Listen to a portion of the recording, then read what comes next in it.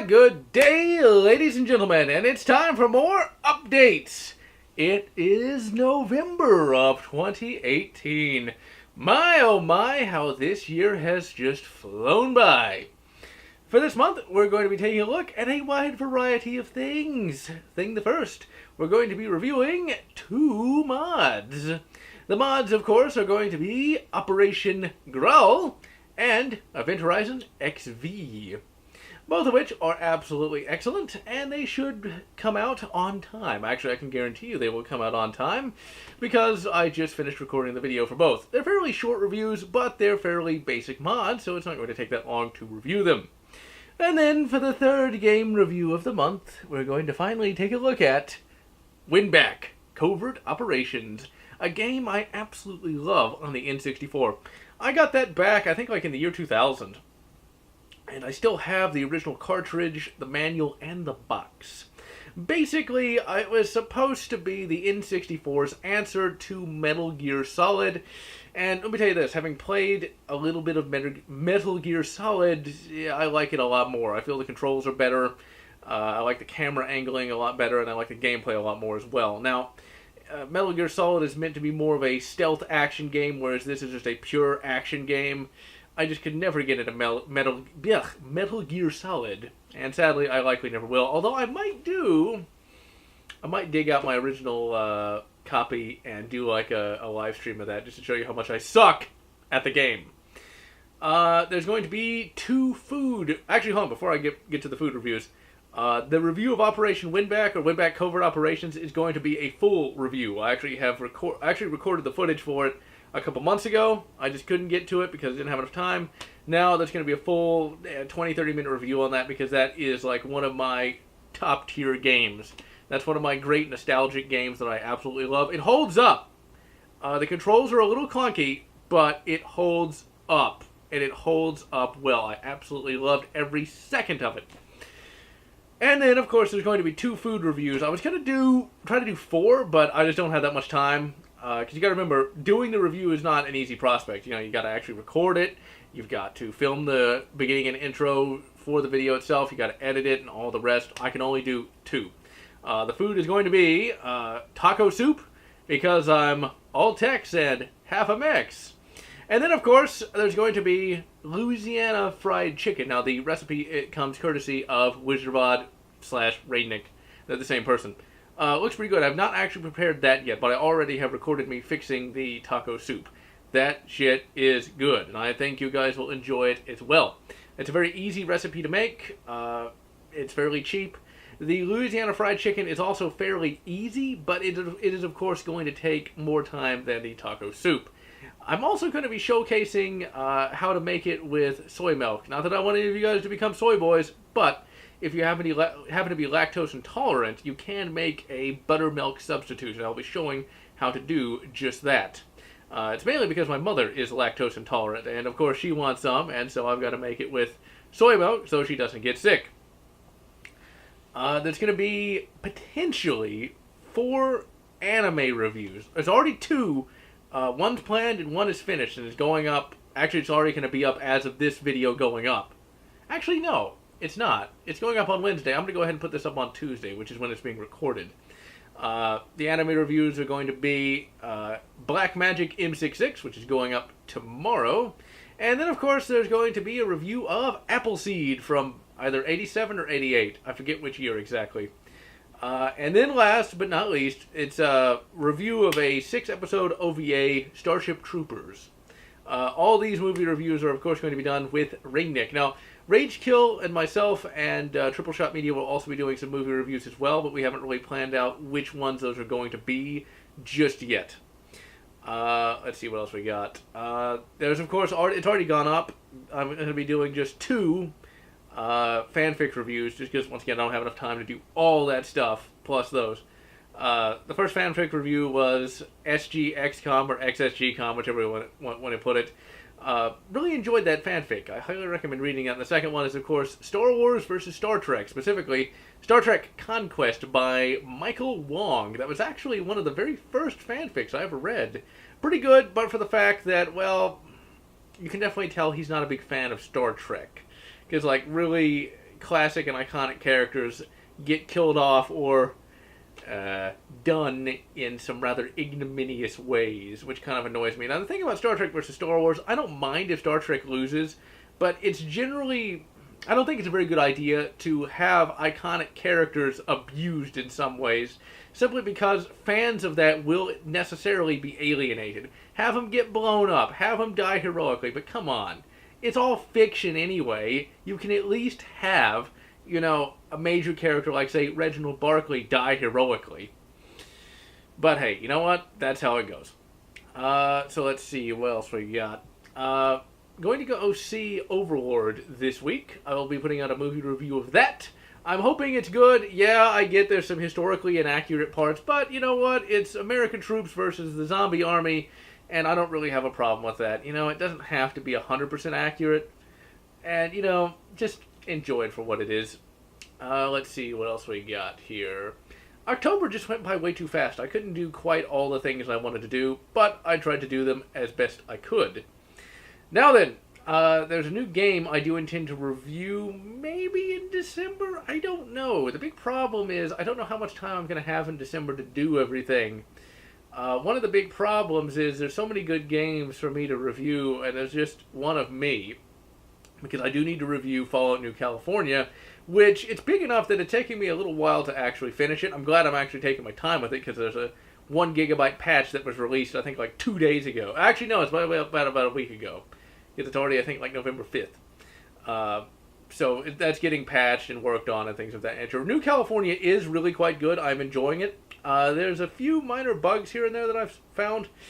And there's issues where, like, you need to talk to somebody, but they won't talk back to you. So there's that. But once again, for a fan-made mod, damn. It's vastly superior to Fallout 4, I should say.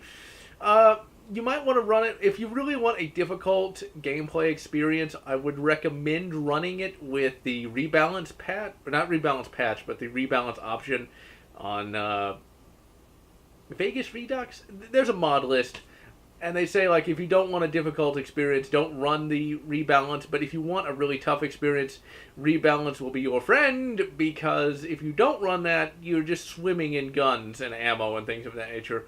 The game's still hard, because there's barely any stim packs, but you still got plenty of bullets and ammo and stuff like that, which I really don't have that big of a problem with. Especially because I want to finish it in a timely manner so I can get a review of it out. There's another game that was, or 2 games I should say, that were kindly donated to me by Rage Kill.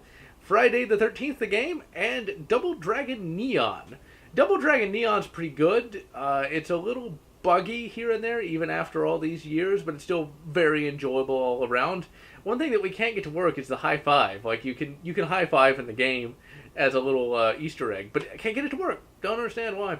Still, though, a lot of fun. Great little throwback to the 80s. Well, I say it's a throwback to the 80s, sort of a parody of the 80s, but I still like it. Also, on the level of the 80s, we have Friday the 13th, the game. Oh, my good Ysmir, ladies and gentlemen. That is an amazing multiplayer game. And I'm not even a fan of multiplayer games, but by the Great Space Dragon, is it good. I mean, that's got to be some of the best multiplayer gameplay I've ever played. And once again, this is a fairly low-budget game. I mean, how the game breaks down is you've got one player as Jason running around trying to kill all the other players who play as camp counselors. Now, the camp counselors, of course, have different abilities and different strengths and weaknesses depending on which one you play. There are many different things you can do to survive each round, and each round will take place in a setting from one of the Friday the 13th movies.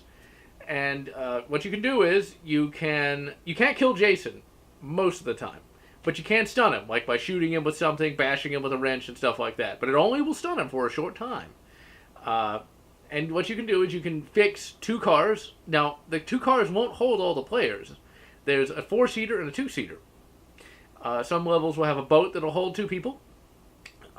You can call the cops. You can call Tommy Jarvis, who will show up with a single-shot shotgun. And generally what will happen is when you call Tommy Jarvis, that just ensures that when one or more players die, somebody can randomly come back as him. And you can do a number of things to survive Jason. You can kill him. It's a little more difficult, and it's kind of convoluted. I've seen it happen, and some others have seen it more than I.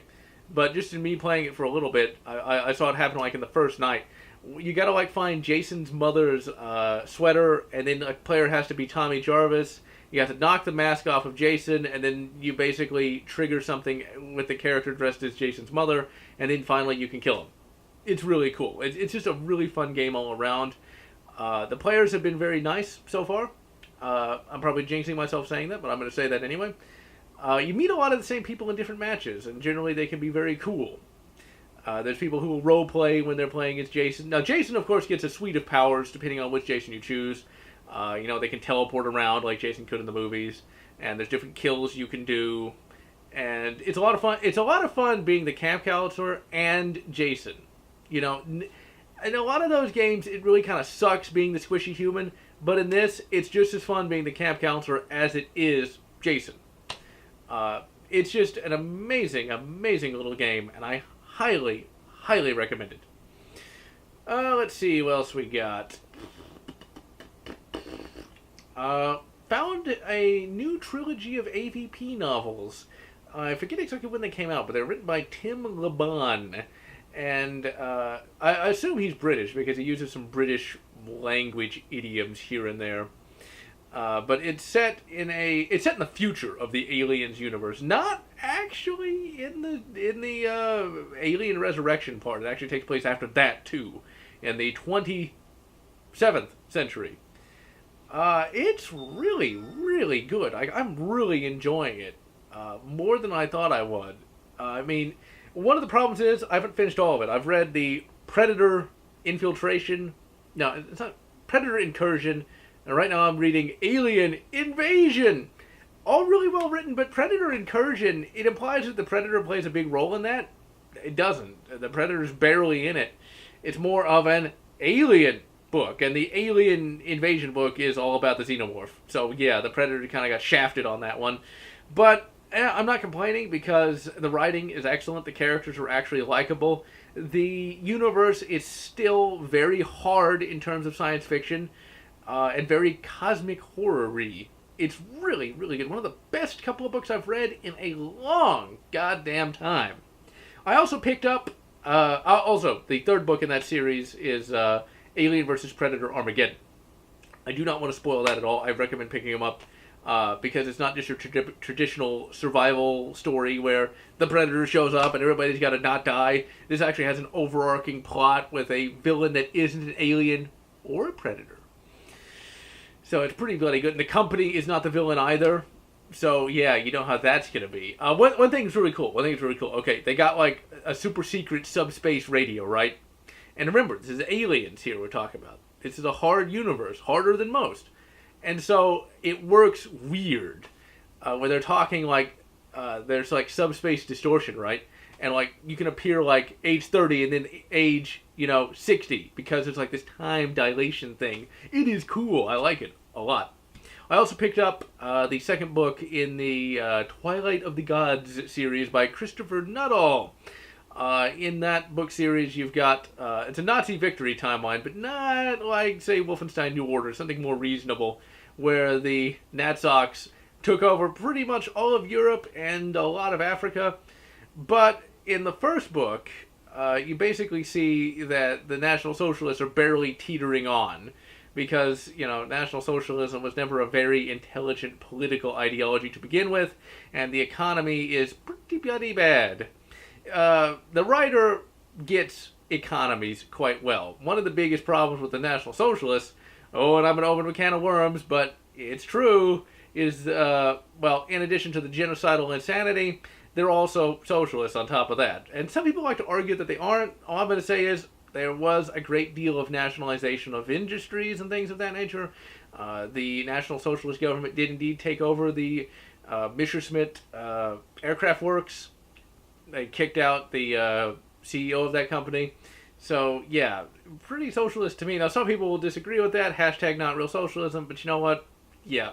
Do you got a bridge to sell me? Do you got any wooden nickels to give me? But anyway, I'm not going to be one of those people that say socialism is evil and all the rest. But don't lie to me. Don't urinate on my head and tell me it's just weird-smelling rain either. But in that book series, Twilight of the Gods, the National Socialist government is paying out all these government checks to the women who have more than 3 kids, and that is severely draining their economy. And, well, that's what happens. That money's got to come from somewhere. That's the biggest problem with socialism right there, among other things, is that money's got to come from somewhere. Once again, don't urinate on my head and tell me it's rain. Okay, where's that money going to come from? You can only jack the taxes up so high before people just don't have it. Now, if you're, one of those people who are living on your parents' money, okay, I can get why you're not going to have a clue, but, people who pay taxes, they would like to keep more of their money, just saying. That's got to come from somewhere, okay? I think that's the one thing. When it comes to my channel, I don't like to get too political. I will get political on some of the live streams. Oh yeah, live streams are still going on, blah, blah, blah, blah, blah. They're going to go a little earlier, though. That way those of you who live in those weird, far-off lands beyond the sunset can actually join and possibly talk on Discord. Because, I know that, if you live, in, the UK, Europe, places like that, when I live stream at 8 o'clock for me, it's 4 in the morning for you. So I'm going to be this Saturday, or no, Sunday, that is, live streaming at 12 my time, which is Central US. So hopefully more of you guys can show up. But, yeah, I don't like to get too political. Sometimes I get political in the live streams, but still. But when it comes to a lot of stuff, a lot of the things I end up seeing is people urinating on my head and telling me it's just simple, weird-smelling rain. And, that's not good enough for me. And that's the big problem. I'm not going to sit here and try to preach to you. I'm not going to sit here and try to tell you how to think.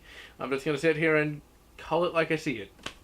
As of this recording, there's a whole bunch of voting going on. I, of course, did early voting, and that was that. One thing I do want to cover. There's one thing that always annoys the shit out of me, and hopefully YouTube doesn't take this down, but I do want to cover it, is when they say that, voter ID laws are bad. I don't know about you, but can you do anything without an ID? Can you do anything without 2 forms of ID? Okay? If you don't have an ID, what are you doing? How are you doing anything? But that's another thing. There's that bigotry of soft expectations. That also pisses me off. The idea, some people just can't get to the polling place. There are so many polling places here, it's not even funny. Maybe it's different in other states, I don't know. But, yeah, you can go just about anywhere and find a bloody polling place. And not just that, but the idea that, that poor people don't have IDs. Are you joking?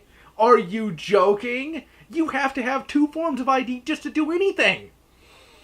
And, they like to say, voter IDs unfairly impact minorities. When I went to vote, this is Houston, in case you don't know. We have a fairly diverse population of people. What's funny is people always like to complain about Texas is racist, blah, blah, blah. It's really not. But I will say this. When I went voting, there were people of all various shades coming in and out of that polling place. They had ID. And there's a really hilarious video that you can find where where people will take those common talking points of why voter ID is racist and actually talk to people who are supposedly at risk. They're like, well, yeah, I got an ID. Yeah, I know where the polling place is. It's there's that concept. It's when you live in a bubble, you don't know what happens outside of it. I just really wanted to rant about that because it always pisses me off. See, the thing is, when I hear these SJWs say this stuff, and then I compare it to, real life and my real experiences, the lived experiences, as they say, it doesn't match up. The very concept of racism, that apparently all Americans are racist, it really doesn't bear out in real life. Now, once again, maybe it's different in other states, but the various races here get along quite well. I shouldn't even have to say this, but I am. The very idea that, white people don't like black people. Once again, maybe that's in another state.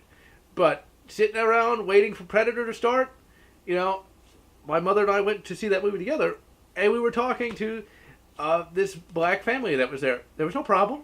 There was no, no one cared what color they were. We just talked. Because you know what? We're human beings. We're bound by the fact that we're all part of the same goddamn species. And it doesn't matter what color your skin is. I can't believe I have to say this in 2018, but evidently I do. But anyway, that's the political rant for today. Just so you know, ladies and gentlemen, despite what the mainstream media may tell you, Americans are not racist. They don't hate other people because they have different skin color. Now, maybe SJWs have a problem with people with different skin color, but your average American does not. And so, I am Generallotz, wishing you good, Overlord, and good, the Predator Incursion, or whatever, makes you happy.